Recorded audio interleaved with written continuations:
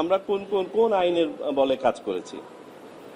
গণপ্রতিনিধিত্ব আদেশ 1972, এটার অনুচ্ছেদ 50, স্থানীয় সরকার সিটি কর্পোরেশন আইন 2009 ধারা 54। আপনাদেরকে স্পেসিফিক করে বলছি, আপনারা দেখে নিতে পারেন।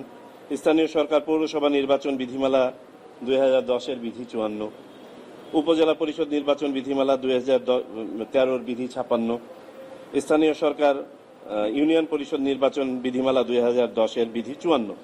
এই সবগুলোতে বলা আছে নির্বাচন দরখাস্তে কাদেরকে পক্ষভুক্ত করা যাবে।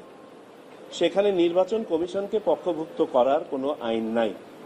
কিন্তু আমাদের দেশে যেটা হয়ে থাকে, যদি কেউ দরখাস্ত করেন সাধারণত নির্বাচন কমিশনকেও একটি পক্ষ বানান। কিন্তু আইনে যেহেতু নাই, সেহেতু আমরা অতীতের যাবতীয় এই স্বাধীনতার পর থেকে আজ পর্যন্ত আমরা ফাইল ঘেঁটে দেখার চেষ্টা করেছি যে কখনো নির্বাচন কমিশন স্বপ্রণোদিত হয়ে পক্ষভুক্ত হয়েছে কিনা বা আপিল করেছে কিনা, আমরা এমন কোনো নজির পাই নাই। সুতরাং আমাদের পক্ষভুক্ত হওয়া বা ইয়ে করার এই আইন আমাদেরকে সুযোগ দেয় না। Thank you.